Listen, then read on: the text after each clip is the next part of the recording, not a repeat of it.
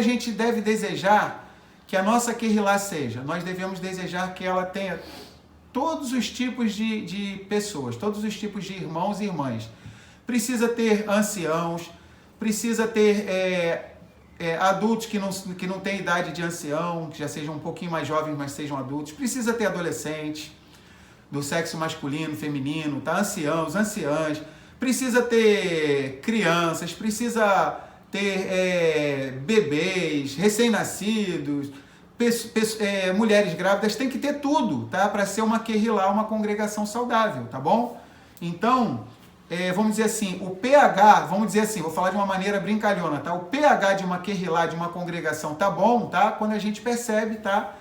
Que não tá só um segmento de pessoas. Se a gente olha para alguma congregação, pô, só tem pessoas, vamos supor, da idade X até a idade Y, só aquela idadezinha resumida ali, ou aquela classe social de pessoas, então alguma coisa está errado que parece que está impedindo de outras pessoas adentrarem naquela congregação. Então uma congregação saudável, tá?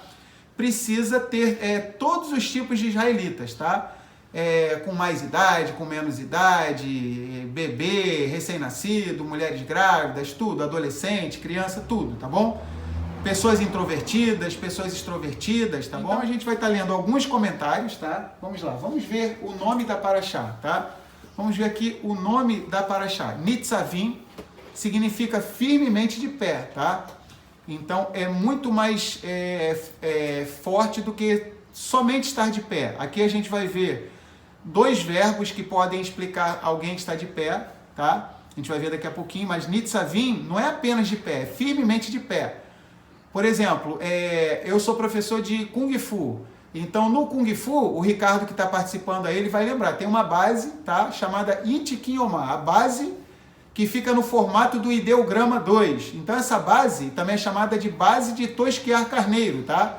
O Kung Fu é uma luta chinesa. Então, essa base, você tem que grudar no chão, ou seja, você tem que estar colado com o chão. O adversário não pode passar uma rasteira e te derrubar, ele não pode desequilibrar você, você tem que estar colado com o chão, firmemente de pé, tá?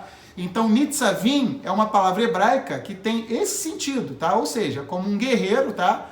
Você não apenas está de pé, de bobeira, tipo assim, alguém passou uma rasteira e você caiu, deu um vento e você caiu, não. Mas você está firmemente de pé, tá? Ou seja, então firmemente de pé é a estrutura dessa palavra Nitzavim. Vamos lá. A paraxá começa com a declaração: vocês estão firmemente de pé, Nitzavim.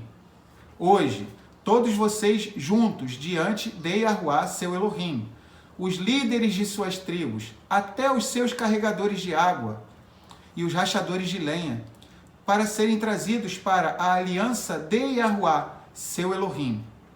A uma primeira vista, esta declaração parece conter uma contradição. Ela começa dizendo: vocês estão firmemente de pé, todos vocês juntos, sem distinção.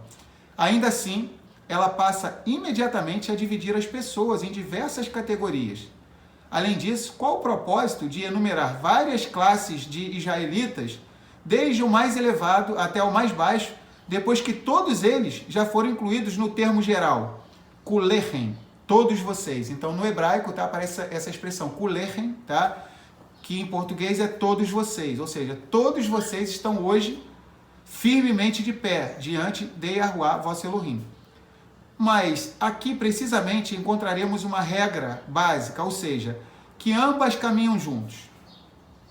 A, todos vocês, alternativa A, né? Todos vocês, significando todos como um. E B, ao mesmo tempo. No entanto, cada indivíduo, homem ou mulher, tem sua tarefa específica e missão, cada um de acordo com o seu status e posição na vida. Ainda assim, há uma questão que permanece. Se tal divisão é necessária, e de fato há uma extrema diversidade, de seus líderes até os carregadores de água e os rachadores de lenha, como eles podem estar tão completamente unidos e fundidos para se tornarem todos como um? Então, aparentemente, teria uma contradição, né? Vocês estão todos firmemente de pé, a Torá fala, né? Então, mostra uma unidade do nosso povo, e em seguida, aparentemente, existiria uma contradição, que Moisés começa a relatar os diversos grupos de pessoas, tá? As hierarquias de pessoas em Israel. Então, na verdade, não é uma contradição, é uma aparente contradição apenas, tá? Então, vamos lá. A resposta é: vocês estão firmemente de pé hoje, todos vocês juntos, diante de Yahuwá, seu Elohim. O verbo em hebraico, nitzavim, é muito mais forte do que o verbo omdim, tá? Ou seja, o verbo omdim, tá? Omedim. Então, por exemplo, naquela canção Verrisheamda, tá? Que muitos irmãos amam, tá? É a música preferida da minha esposa, tem outras pessoas que também gostam muito dessa canção, Verrisheamda, tá?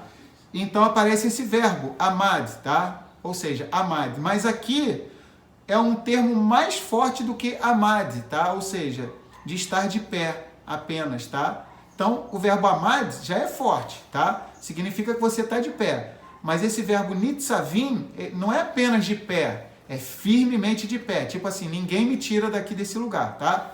Então, vamos lá. O verbo em hebraico, nitzavim, é muito mais forte do que omdim e significa firmemente de pé, tendo clara consciência de estar na presença de Yahuwá, que é o seu Elohim, sua força e toda a sua essência. E nisto, todos os israelitas são iguais. E é isto que os torna todos um. E a Torá continua a explicar: todos vocês juntos estão divididos em os líderes de suas tribos, até os seus carregadores de água e os rachadores de lenha, e cada um deles, com a sua distinta capacidade e seu empenho especial, é trazido para a aliança com Yahuwá. Cada esforço individual, seja por aquele que pertence à categoria de seus líderes e age como um líder, ou à categoria de carregadores de água e age como tal, e é uma expressão da aliança total de todos vocês com Yahuwá, seu Elohim.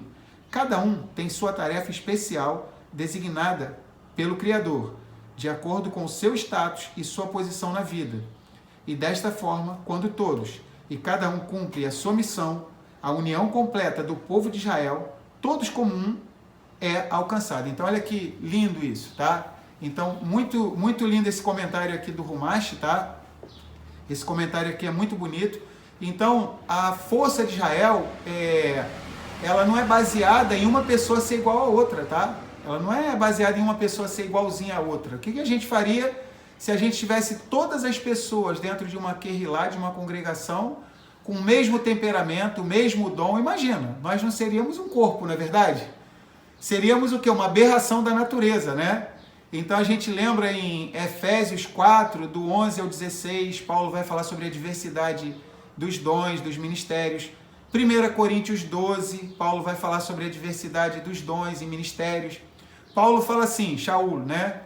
Ele fala, porventura todos são o quê? São cabeça, todos são boca, todos são ouvidos? Não. Ou seja, o Criador, ele distribui os dons, tá? De acordo com a necessidade da sua congregação, da sua querrilá. Então imagina, se todos falassem, se todos só tivessem o ministério de falar e ensinar, nós seríamos o quê? Uma boca só, né? Então imagina você conhece uma pessoa e quando você olha para a pessoa, ela não é mais uma pessoa, é uma boca gigante, né, falando com você. Você ia tomar um susto, né? Ia parecer um filme de ficção científica, né? Aqueles filmes lá que a gente vê aqueles seriados japoneses lá, né? Jaspion, Changeman, aqueles monstros lá que jogam um raio neles, eles crescem, tá? E tem uma característica bem esdrúxula, bem estranha, tá? Ou seja, nós temos que ser um corpo, tá? Então a gente vai aprender isso. Cada um vai ter um ministério, tá? Ou seja, um tem uma função, outro tem outra função, tá? A gente vê que ninguém é autossuficiente, tá? Nenhum israelita é autossuficiente. Então, todo Israel é responsável por todo Israel, tá? Ou seja, inclusive o imposto que o nosso povo dava para Elohim era o quê? Meio shekel, para que cada israelita viesse entender que ele só se tornava inteiro quando ele se juntava com outro israelita, tá? Um israelita dava meio shekel, outro dava meio shekel, tá? Uma bela ilustração das duas casas de Israel, tá? E meio shekel com meio shekel formava o quê? Um shekel. Então, cada israelita, ele só é pleno quando ele está junto de outro israelita, tá? Então, nós não podemos procurar viver isolados, tá? Em Provérbios fala, aquele que vive isolado insurge-se contra a sabedoria, ou seja, tá? é um tolo e insurge-se contra a sabedoria, tá? E Shaul diz, né? Ou Paulo ou talvez outra pessoa, nós não sabemos quem escreveu Hebreus, tá? Ivrim, tá? Em Hebreus 10, 25, tá? O autor de Hebreus diz o seguinte: e não devemos abandonar a nossa querrilá, a nossa congregação, como é costume de muitos, ainda mais quando nós percebemos que vai se aproximando aquele grande dia, tá? O dia do retorno do Messias, tá? Então, cada pessoa precisa entender que ela precisa valorizar o quê? A diferença do seu irmão. Estamos bem próximo de celebrarmos Sukkot, tá? Sukkot, quem já celebrou aí várias vezes, alguns irmãos e irmãs já celebraram várias vezes. A gente lembra do Lulav, tá? Em que nós temos as 4 espécies que são nossos companheiros, tá? Diários. A gente, para todo lugar que a gente vai, a gente leva o Lulav, tá? A gente agita o Lulav com as 4 espécies. E o grande ensinamento do Lulav, tá? É o quê? Que cada israelita é diferente do outro, mas todos precisam se valorizar, todos precisam se respeitar, precisam se amar, tá? Então a gente vai ver, daqui a alguns dias, a gente vai estar celebrando Sukkot, que é cabanas, tabernáculos, a gente vai ver que tem, por exemplo, tem israelita, tá? Que tem cheiro e não produz fruto, tá? Tem israelita que tem fruto, mas não produz cheiro, tá? Tem outros que não tem cheiro nem fruto, tá? E tem outros que tem cheiro e tem fruto, ou seja, as 4 espécies, tá bom? Então já vou fazer uma propaganda, tá? Já para lembrando aquele negócio, tem gente que não fede nem cheira. Isso, talvez o não fede nem cheira tenha surgido do Lulav, tá? Então talvez seja até um ditado israelita, tá? Então tem uma das 4 espécies, é uma que não produz fruto, não tem cheiro. Talvez daí tenha surgido esse ditado aí, aparentemente brasileiro, mas deve ser israelita, né? Que tem uns que não fedem nem cheiram. Mas olha que coisa interessante. A tradição belíssima que nós temos, tá? É o quê? De unirmos, mantermos juntos o quê? As 4 espécies e agitarmos elas, para que elas sejam movidas pela Ruach HaKodesh, pelo Espírito Santo, ou seja, e que os 4 tipos de israelitas fiquem juntos, tá? Para que um contagie o outro positivamente, tá? Em alguma coisa, tá bom? Então já não vou falar todos os detalhes, senão eu vou deixar para chegar o dia de Sukkot, tá? Todo ano a gente fala, tá? E nesse ano a gente vai falar de novo sobre as 4 espécies. Inclusive o nosso Messias, quando falou de um homem que saiu a semear, tá? E eram quantas espécies? 4. Então o Messias estava fazendo um midrash, tá? Ele estava fazendo uma comparação, tá? Com algo que o povo de Israel já tinha em mente, ou seja, as 4 espécies. Nada que o Messias falava era aleatório. Eu cismei que eu vou falar alguma história, eu cismei aqui, acordei hoje com esse número 4 na cabeça e vou falar 4. Não, tudo estava linkado com alguma coisa, tá? Já que o nosso povo fazia, tá bom? Então vamos lá. Então todos nós precisamos estar o quê? Unidos, firmemente de pé. Nós só teremos a completa união do povo de Israel, tá? Quando tivermos todos os tipos de pessoas, tá? Uma coisa interessante, tá? É que como que a gente percebe, como que a gente deve desejar que a nossa querrilá seja? Nós devemos desejar que ela tenha todos os tipos de pessoas, todos os tipos de irmãos e irmãs. Precisa ter anciãos, precisa ter adultos que não têm idade de ancião, que já sejam um pouquinho mais jovens, mas sejam adultos. Precisa ter adolescentes, do sexo masculino, feminino, tá? Anciãos, anciãs. Precisa ter crianças, precisa ter bebês, recém-nascidos, mulheres grávidas. Tem que ter tudo, tá? Para ser uma querrilá, uma congregação saudável, tá bom? Então, vamos dizer assim, o pH, vamos dizer assim, vou falar de uma maneira brincalhona, tá? O pH de uma querrilá, de uma congregação, tá bom, tá? Quando a gente percebe, tá? Que não tá só um segmento de pessoas. Se a gente olha para alguma congregação, pô, só tem pessoas, vamos supor, da idade X até a idade Y, só aquela idadezinha resumida ali, ou aquela classe social de pessoas, então alguma coisa está errado que parece que está impedindo de outras pessoas adentrarem naquela congregação. Então, uma congregação saudável, tá? Precisa ter todos os tipos de israelitas, tá? Com mais idade, com menos idade, bebê, recém-nascido, mulheres grávidas, tudo, adolescente, criança, tudo, tá bom? Pessoas introvertidas, pessoas extrovertidas, tá bom? Então, lembrar que quando lá em Apocalipse fala, né, traduziram errado, ficarão de fora os tímidos, tá? Não, ficarão de fora os medrosos. A palavra hebraica ali em Apocalipse, tá? Ficarão de fora o quê? Os medrosos, tá? Tem pessoa que é tímida, tá? Mas não significa que essa pessoa seja medrosa, tá? Então, cada pessoa tem um temperamento, tá bom? Então, a gente precisa ter na nossa congregação alguns que são mais introvertidos, até que são mais tímidos, tá? E outros que são mais extrovertidos, ou seja, a beleza está o quê? Justamente na diversidade. Paulo, Shaul HaShaliach, fala, em uma de suas cartas, ele fala o seguinte, para que seja manifesto aos principados e potestades, o quê? A multiforme sabedoria de Elohim. Uau! A sabedoria de Elohim não é uniforme, tá? Ela é o quê? Multiforme, tá? Uma coisa interessante que eu já falei algumas vezes, tá? Mas eu vou repetir. Por que em 1 Reis, tá? Melahim Aleph, diz que a Hormá, a sabedoria de Shlomo HaMelech, tá? A sabedoria do rei Salomão, era como os grãos de areia da praia do mar. Olha que espetáculo, tá? Por que a Escritura compara a sabedoria de Salomão? E ele é uma bela tipologia do Messias ali, com relação à sabedoria. Está apontando para a sabedoria do Messias, tá? Tudo aponta para o Messias. Então, o povo de Israel já foi comparado com várias coisas. Uma delas é o quê? O povo de Israel é como os grãos de areia do quê? Da praia do mar, tá? Então, quando a Escritura diz que a sabedoria de Salomão era como os grãos de areia da praia do mar, olha o que a Escritura estava querendo ensinar para cada um de nós. A gente tem que se inspirar na sabedoria de Salomão e entender, Salomão tinha um jeito especial para falar com cada israelita, tá? Com um israelita tímido, ele falava de um jeito. Com um israelita extrovertido, ele já falava de outro jeito, tá? Com uma pessoa de idade, ele falava de um jeito. Com uma criança, ele falava de outro jeito. Ou seja, com um adolescente era de outro, tá? Mas ele conseguia transmitir o quê? A mensagem, tá? E é uma bela tipologia do Messias. O nosso Messias, tá? Ele tem o quê? O jeito certo de falar com cada um de nós. Então, uma Kehilá precisa demonstrar que nela tem o quê? A multiforme sabedoria de Yahuwah Elohim, tá? Então, que o Criador venha derramar isso em nosso meio cada vez mais, tá bom? Que a gente venha entender que não pode ser só um tipo de temperamento, um tipo de perfil. E que a gente venha entender, tá? Que nós somos incompletos. A gente só é completo quando se junta com outros irmãos e outras irmãs, tá?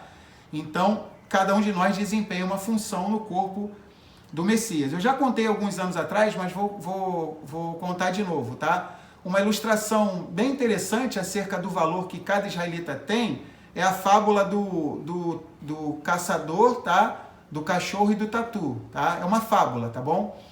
E nessa fábula, tá? Os bichos falam, as partes do corpo falam, é uma fábula, tá? Pra gente extrair alguma lição dela. Não leve então a sério, tá bom? Não leve então a sério isso, tá bom? Apesar que quem é das antigas lembra que no sítio do Pica-Pau Amarelo, tá? Tinha até alguns bichos que falavam, mas vamos lá. Então, um caçador, ele estava perseguindo um tatu, tá? E ele tinha o seu cão de caça lá. E o que acontece? E o cão de caça, ele viu o tatu e saiu correndo atrás do tatu. E o tatu desesperado, caramba, tô quase morrendo, como é que eu vou escapar? E o caçador atrás do cão dele de caça e que estava atrás do tatu, de repente, tá, de forma milagrosa apareceu um buraco, tá? E o tatu, quando viu aquele buraco, ele entrou bem rápido, tá, por aquele buraco, né? E escapou. E fração de segundo, menos de um segundo depois, o cachorro chegou lá abocanhando, mas chegou no vento, tá? Aí o tatu lá, respirando, né, ofegante ainda, que deu uma corrida, né? Aí, isso é uma fábula, não leve então a sério, tá? Aí os membros do tatu começaram a se exaltar, a se vangloriar, tá? Aí o focinho do tatu falou assim, puxa vida, se nós estamos vivos agora, o corpo inteiro tem que agradecer a mim. Olha, se não sou eu entrar primeiro ali, ó, naquele buraco, a gente estava lascado, tá? A gente estava lascado. Ou seja, vocês são devedores, a vida inteira vocês são devedores a mim, tá? Só faltou ele falar para o corpo inteiro, né? Louvem-me, né? Só faltou ele falar isso, né? Ou seja, aí daqui a pouco o ouvido fala assim, ué, mas o que adiantaria você ser o primeiro a entrar ali no buraco se eu não tivesse ouvido o barulho do caçador e do cachorro. Eu já tinha, ouvido o barulho deles. Pô, se você só entrou naquele buraco porque teve um comando e tal, que não sei o quê. Aí o nariz, né? O nariz, mas eu senti o cheiro, tá? Não adiantava nada, focinho, você entrar, tá? Mas se eu que tô aqui na pontinha não sentisse o cheiro, já tinha, antes do ouvido escutar o barulho, tá? Eu já tinha sentido o cheiro. E os olhos falaram que já tinha visto também. Ficou aquela exaltação toda, tá? As pernas, o que adiantaria? Tá? Tudo isso, vocês terem percebido, quem fez o trabalho pesado, né? Quem fez a musculação propriamente dita, tá? Vocês são os intelectuais. Quem fez o trabalho bruto, pesado, fui eu. As 4 patas. E por aí começou todo mundo a se exaltar. Aí repararam, tá? O tatu, vocês sabem que ele é um bichinho que tem uma cauda bem grande, tá? Que faz bastante peso no corpo. Aí tem uma parte que tá quietinha, tá? Nessa fábula aí. Detalhe, tá o cachorro do lado de fora, ainda não desistiu, e o caçador também, tá? Só esperando o tatu sair, tá? E de repente tem uma parte que está quieta. Aí o corpo inteiro fala, tem uma parte aí do corpo que está quieta, né? Aí os outros, claro, não pode nem falar nada, né? É um peso morto no corpo. Não ajudou em porcaria nenhuma, ainda fez peso, né? Ou seja, quase que a gente morreu. O cachorro ia pegar a gente através dele, da cauda, tá? Ou seja, fez a gente se atrasar na caminhada, tá? Cauda, você nem merecia estar aqui. Todo mundo acusando, tá? Todo mundo. Quem aqui acha que a cauda merece estar aqui? Todo mundo. Não, ela não merece, né? Só faltaram fazer um abaixo-assinado para tirar a cauda, tá? Aí a cauda que estava quietinha, tá? É uma fábula, não leve então a sério, tá? A cauda fala, bom, já que eu não sou bem-vindo aqui, só lembrar uma coisa, tá? Tá o cachorro do lado de fora, tá? Doido para abocanhar o tatu. E o caçador, tá? A cauda falou, já que eu não sou bem-vindo aqui, eu sou persona não grata, tá? Eu me retiro, já que eu não mereço estar aqui, tá? Eu me retiro. A cauda jogou uma marcha ré, engrenou a marcha ré, tá? Se retirou. No que a cauda se retirou, tá? O que aconteceu? O cachorro que estava do lado de fora do buraco, abocanhou a cauda do tatu. O que mais? As patas do tatu, o focinho, o nariz, os olhos, o ouvido e todo o tatu. E assim era uma vez o tatu. Vocês estão compreendendo? Ou seja, então todos que fazem parte do povo de Israel, eles são peculiares, cada um tem uma característica diferente do outro, tá? E até mesmo aqueles que parecem que não têm finalidade nenhuma, que muitas vezes até alguns olham e acham que eles são um peso, tá? Mas nós não devemos pensar assim, tá? Lembrar que o primeiro assassinato das Escrituras, tá? Primeiro homicídio, tá? Qual foi? Foi o quê? Foi um irmão assassinando outro irmão. Ou seja, Caim assassinou Hevel, seu irmão. Caim assassinou Abel, seu irmão, tá? E quando o Criador perguntou para ele, para Caim, onde é que está o seu irmão, Abel, né? Aí ele, todo marrento, né? Qual é, né? Acaso sou eu o guarda-costa do meu irmão, né? Ou seja, todo cheio de marra, falando com o Criador daquele jeito, marrento, né? Acaso sou eu o guardião de meu irmão? E para nós rebatermos essa horrível declaração de Caim, tá? Nós que somos israelitas falamos exatamente o quê? O contrário, tá? Ou seja, a frase reversa dessa daí, que Caim falou, é o quê? Todo Israel é o quê? É responsável por todo Israel, tá? Então, todo Israel é responsável por todo Israel. Então, cada um de nós deve ser responsável por seu irmão. Então, esse também é um legado muito bonito da casa de Judá, tá? Lembrar que casa de Judá, tá? Se refere às tribos de Judá, Benjamim e Levi, tá? E casa de Israel, casa de Efraim, as 10 tribos, tá? Casa de Efraim, casa de Israel, casa de José, casa de Yosef, tá? O reino do norte, tá? Então, cada casa tem o seu legado positivo, tá? E esse legado positivo é da casa de Judá. Existe uma preocupação muito grande, tá? Com cada um que faz parte, tá? Do povo de Israel, tá? E tudo aquilo que é bom, que é um legado bom, seja da casa de Judá ou da casa de Efraim, nós podemos e devemos introduzir em nossas vidas, tá? Porque isso vai nos conectar com o nosso Criador, com a Torá e com o nosso povo de Israel, tá? Então vamos lá. Nós vamos agora estar vendo alguns comentários a mais sobre essa paraxá, tá bom? Então nós estamos firmemente de pé, mesmo a despeito de nossas diferenças, tá?